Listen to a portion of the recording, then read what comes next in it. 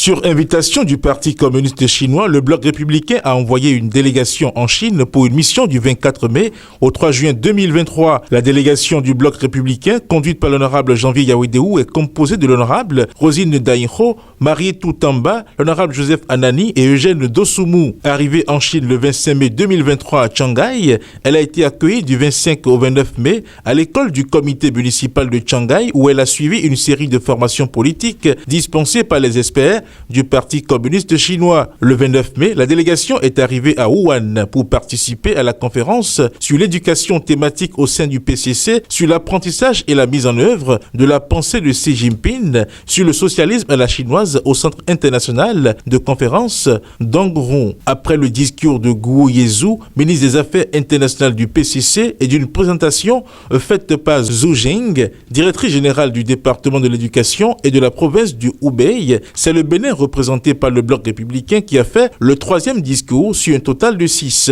Intervention qui a permis à l'honorable Janvier Yawedehou de préciser l'importance de cette mission pour le parti représenté par le cheval blanc cabré. Pour sa croissance, le Bloc républicain a besoin de beaucoup tirer de l'extérieur du Parti communiste chinois. Vous comprenez dès lors, mesdames et messieurs, que pour le Bloc républicain, la présente mission en Chine revêt un intérêt particulier. Les prouesses présentées par Mme Tudine sur l'éducation nous intéressent beaucoup. En témoigne cette réflexion du président Xi Jinping, dont le chef de délégation du Bloc républicain s'est approprié.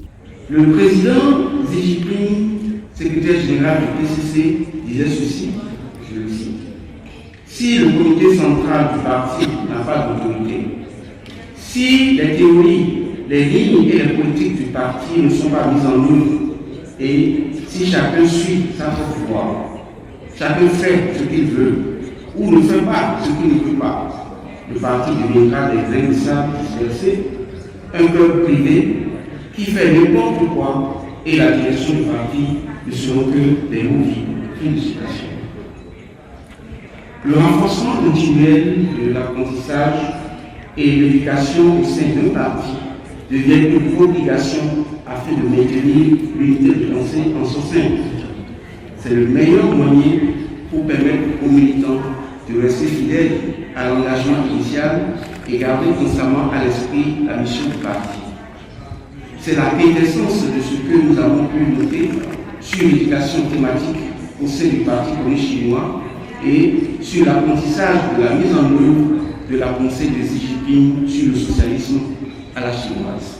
Le Parti communiste chinois et le Bloc républicain ont des points de convergence sur lesquels il a mis l'accent. Depuis l'arrivée de notre délégation en Chine, grâce aux conférences suivies et les visites effectuées, nous avons pu noter avec admiration la pensée de la Chine et constater beaucoup de convergences dans les approches méthodologiques politiques du Bloc républicain et du Parti communiste chinois, en ce sens que le Bloc républicain, comme le PCC, place le peuple au centre de ses intérêts.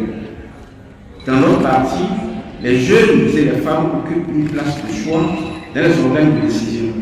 À titre illustratif, les statuts de notre parti font obligation aux organes de réserver 30% aux femmes et 30% aux jeunes.